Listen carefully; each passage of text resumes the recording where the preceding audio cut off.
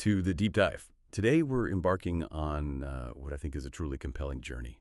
We're diving into the therapist's handbook for breaking the loop, your NeuroFlex ACT workbook. Our mission, really, for this deep dive is to explore how its principles, specifically NeuroFlex ACT, and yeah, we mean ACT like the word, how that can offer a practical path, way to navigate and maybe overcome something lots of us face, speech anxiety. And what feels really empowering about this whole approach, I think, is its core idea.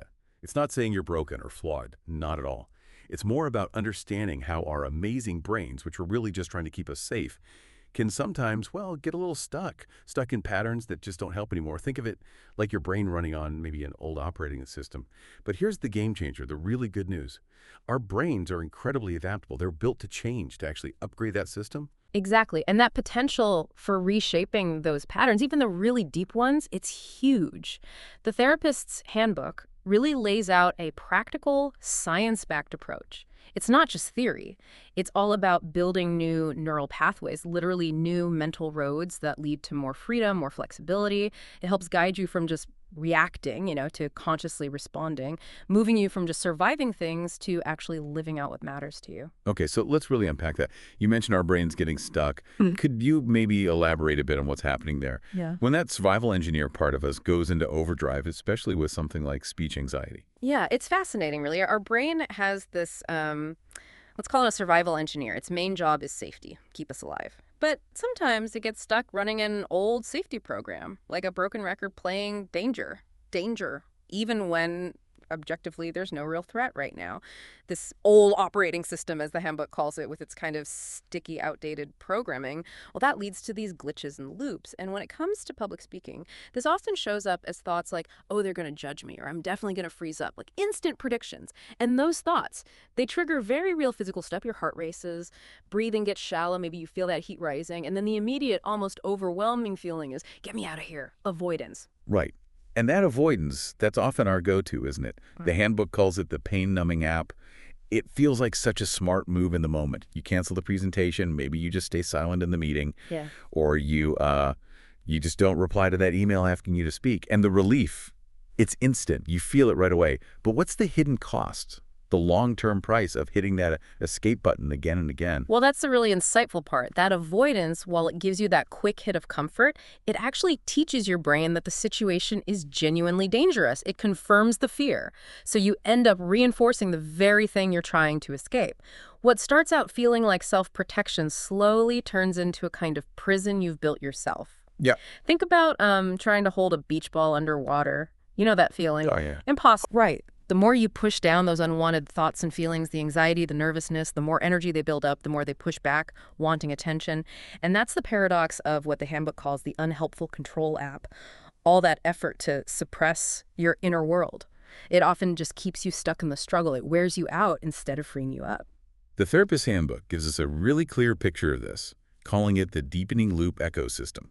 The key idea seems to be how our thoughts, those physical feelings, and what we actually do, our behaviors, can trap us. Each one feeds the next, turning a little flicker of fear into this big, self-reinforcing cycle that keeps us stuck. Can you walk us through an example, like specifically for speech anxiety? Absolutely. So imagine the thought pops up. I'm going to completely mess up this speech. Okay. That thought instantly triggers physical sensations. Maybe your throat gets tight, palms get sweaty, maybe you feel a little shaky. Then those sensations influence your behavior. Perhaps you start avoiding eye contact, or you talk really fast, or your voice gets really quiet. And those behaviors, they loop right back and seem to prove the original thought right. They reinforce the belief, see, I am messing up. It becomes this really powerful self-feeding cycle, and it can feel incredibly hard to step out of once it gets going. Wow, yeah. That makes a lot of sense. So, okay, how do we even start to untangle that knot? How do we figure out where we're actually stuck in that loop? Great question. To begin breaking free, the very first skill the handbook introduces is crucial. It's called mapping your loops with curiosity. And the key word there is curiosity. This isn't about blaming yourself. It's about becoming like a detective for your own mind, understanding the mechanics of how you respond. The handbook describes using an avoidance map. Simple, but powerful. You start by identifying the trigger. Let's say, got an email inviting me to present at the next team meeting. Then you trace your typical avoidance behavior. Maybe it's replied saying I was too busy that week. Next, you honestly note the short-term consequences, which was probably, felt instant relief, anxiety dropped. But then, and this is critical, you look unflinchingly at the long-term consequences, like missed a chance to share my ideas, reinforcing my belief that speaking is terrifying, felt kind of disappointed in myself later.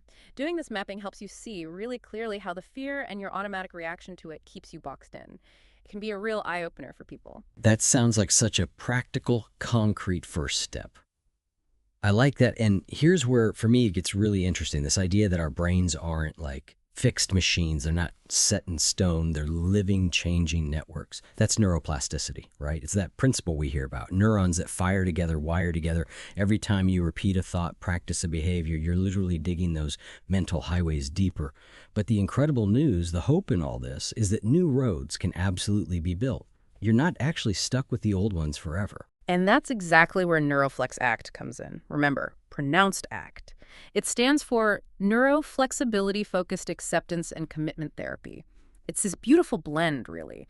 It takes the hard science of neuroplasticity, your brain's amazing ability to rewire itself, and combines it with the wisdom of psychological flexibility, how to be more adaptable inside. It's basically a 6-skill system designed to help you build new, more helpful mental pathways through intentionally practicing skills like being present, diffusion, unhooking from thoughts, acceptance, and taking committed action. These aren't just vague ideas, they become brain-changing habits. They literally reshape your inner experience over time. Okay, so connecting this back to something like speech anxiety. Instead of constantly battling that wave of fear, trying to wrestle it into submission, we learn to work with it. We're essentially teaching our brain a whole new way to respond, one that actually supports our goals instead of blocking them. What's the next skill that helps us start doing that? That brings us right to skill 2. Upgrade your perspective, normalizing your brain's messages. The handbook explains how thoughts can sometimes feel like this demanding thought dictator, barking orders. And emotions can feel like urgent dashboard lights flashing warnings. This skill teaches you that these are just signals. They're information, not absolute facts or commands you have to obey. You can hear the signal, you can notice the racing heart, but you don't have to automatically follow the implied command, which is usually run or shut down. You can choose to stay. Now, it's really important here to have a quick word about what safe actually means in this context. And this comes straight from the therapist's handbook for breaking the loop. We're definitely not talking about ignoring real threats. We're not talking about pretending everything's okay when it's genuinely not. Right, no toxic positivity. Exactly. Safety here isn't denial.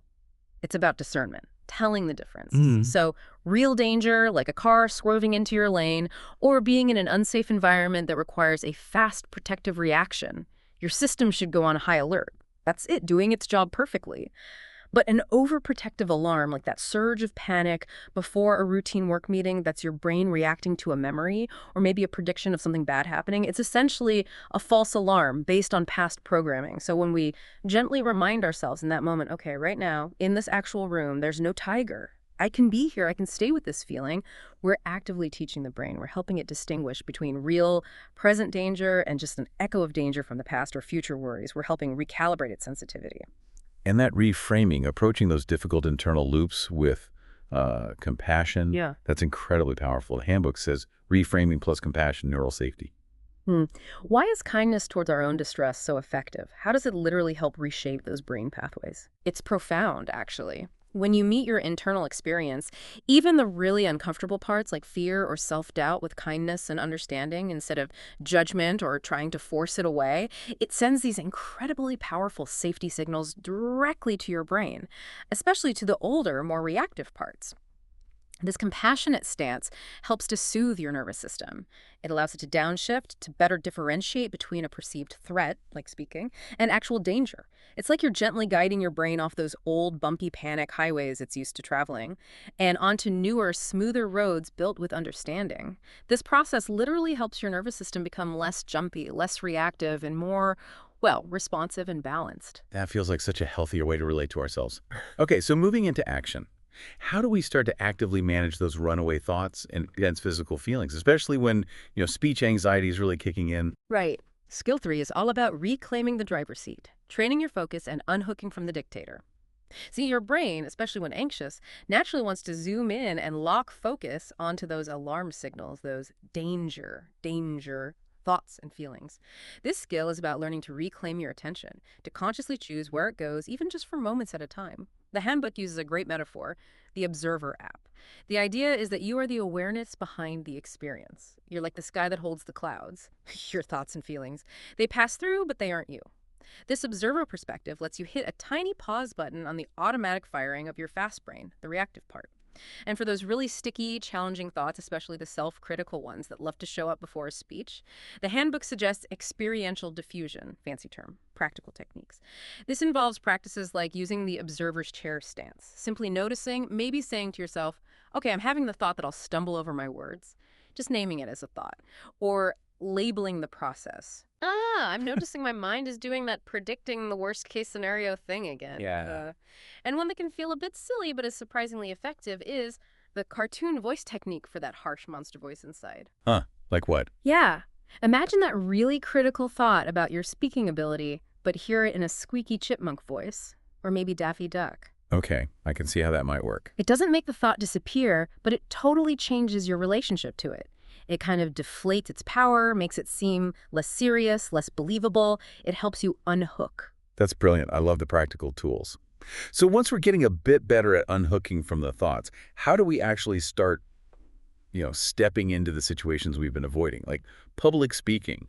That still feels like a pretty big leap for many people. It absolutely can feel that way. And that takes us to skill 4. Step by step towards freedom. Exposure with courage and safety.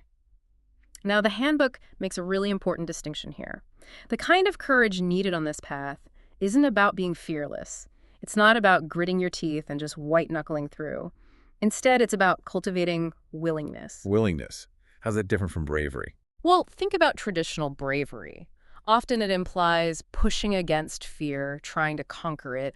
Willingness in this context is more about allowing the fear, the anxiety, the discomfort to be there, like allowing it to be a passenger in your car. It's there, you acknowledge it, but you are still the one driving. You're steering toward what matters to you, even with the uncomfortable passenger along for the ride. So it's less about getting rid of the fear and more about changing how we relate to it, letting it be there while we still move forward. Exactly, you nailed it. The handbook uses this fantastic metaphor, the highway construction project.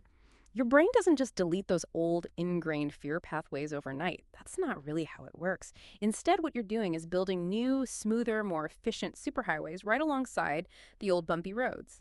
And every time you choose to stay present, even just for a few seconds when that anxiety surge hits during, say, practicing your speech, you're actively doing that construction work. You're inserting new corrective data into your brain's fear file.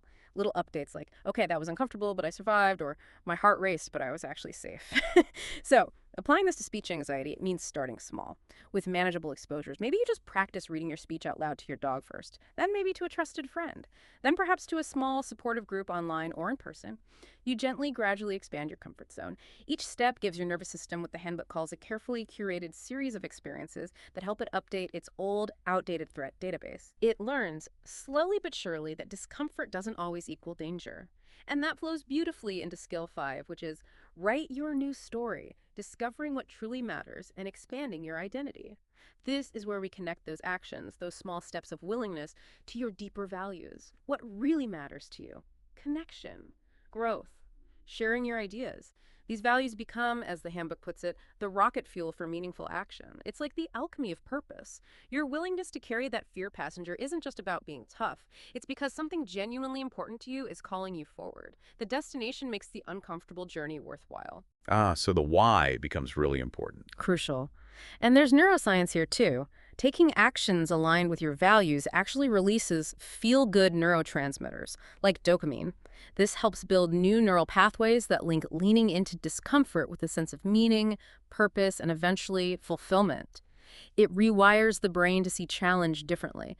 This also naturally leads to what the handbook calls identity expansion. You start consciously choosing to see yourself in new ways. You might use a simple but powerful statement like, I am becoming someone who shares my ideas clearly and confidently, even if my hands sometimes shake. It's about focusing on the becoming, the direction we're heading. That's such a powerful reframe. It's not just about fixing a problem like speech anxiety, but actively constructing a new, more expansive version of yourself. Okay, that brings us to the final skill. Skill 6, living without the box, your ongoing rewiring plan. What does that look like day to day? How do we keep this going? Yeah, this is key because lasting change usually isn't a straight line, right?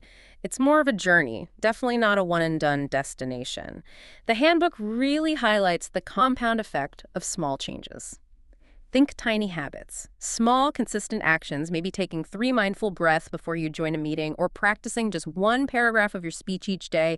These can create huge results over time, exponentially. They often slip under the radar of that internal alarm system because they don't feel like massive, overwhelming threats. They're Well, doable. yeah, less likely to trigger the panic button. Exactly. And it's so important to remember, as the handbook emphasizes, looping back doesn't mean you're broken, it means you're learning. Expect setbacks. Expect old patterns to pop up. The key is what you do next. Every single time you notice an old habit, like that instant urge to avoid speaking up, and you gently, kindly steer yourself back towards a new, more values-aligned response, even if it's imperfect, you are reinforcing the change. You're strengthening the new pathway. This whole journey helps you build what you might call an anti-fragile self. It's not about avoiding bumps in the road. It's about building an internal system that actually gets stronger through navigating those bumps. Your nervous system becomes more flexible, more responsive, less purely reactive, more resilient. And just as a practical tool, the handbook mentions the psychological flexibility check-in. Basically, a quick, simple way to touch base with yourself regularly, stay anchored in these skills, and notice your progress. So pulling this all together, what does it really mean for you listening right now? It means your brain is this incredible, adaptable organ. It can change. And with a framework like NeuroFlex Act, outlined in the Therapist's Handbook for Breaking the Loop, your NeuroFlex ACT workbook, you have a really powerful compass, a guide, especially for challenges like speech anxiety. It seems to be about building a fundamentally new, more empowered, and kinder relationship with your own mind and body, rather than constantly being at war with them. That's beautifully put. It really is. And remember, this journey of change, it isn't about achieving some state of perfection where you never feel anxiety again. That's probably unrealistic. It's much more about cultivating willingness, Yeah. about approaching yourself with genuine curiosity, and engaging in consistent, gentle practice. Little steps, often. It's about consciously shifting from just reacting on autopilot to thoughtfully responding in line with who you want to be, from just surviving the scary moments to actually living a life that feels rich and meaningful to you. The journey is definitely ongoing, but every small, intentional step you take truly does reshape your inner landscape. It paves new, more fulfilling ways forward. So maybe a final thought to leave you with. What small act of willingness, however tiny it might seem, could you take today? What step could you take to reclaim your mind, just a little, and move towards the life you truly desire, even if that old part of your brain whispers a familiar danger from the sidelines?